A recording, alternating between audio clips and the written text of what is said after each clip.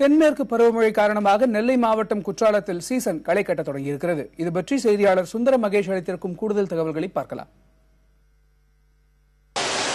கேரளாவில் தென்மேற்கு பருவமழை தீவிரமடைந்த அடுத்து குற்றாலத்தில் தற்போது சீசன் களை கட்ட துவங்கியுள்ளது.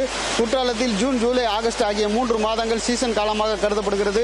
இந்த சூழ்நிலையில் நேற்று காலை முதல் இங்கு வெள்ளப்பெருக்கு குறைந்ததன் காரணமாக குளிக்க அனுமதி வழங்கப்பட்டது.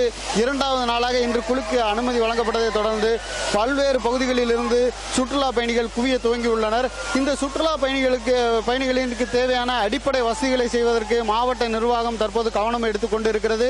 தற்போது இங்கு பலத்த பாதுகாப்பு ஏற்பாடுகள் செய்யப்பட்டுள்ளன. மேலும் அருவி பகுதிகளில் அதிகமான தண்ணீர் வரும்போது அந்த தண்ணீர் வருவதை அறிவிப்பதற்கு, அதாவது அருவிகளில் குளித்துக் கொண்டிருப்பதற்கு அறிவிப்பதற்கு மாவட்ட நிர்வாகத்தின் சார்பில் அங்கே அருவி கரையில் சைரன் பொருத்திய சோப்பு விளக்கு பொருத்திய சைரன் ஒன்று அமைக்கப்பட்டுள்ளது.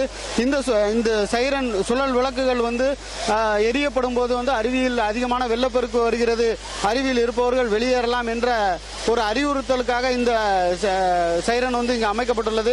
எனவே அந்த சைரன் ஒலிக்கப்படும் போது அருவியில் குளித்துக் கொண்டிருப்பவர்கள் வெளியேற வேண்டும் என்றும் அறிவுறுத்தப்பட்டுள்ளது. தற்போது சீசன் களை கொட்ட துவங்கியதால் வருகின்ற விடுமுறை தினங்களில் அதிகமான கூட்டம் வரும் என்று எதிர்பார்க்கப்படுகிறது. புதிய தலைமுறை செய்திகளுக்காக குற்றாலத்திலிருந்து சுந்தர மகேஷ்.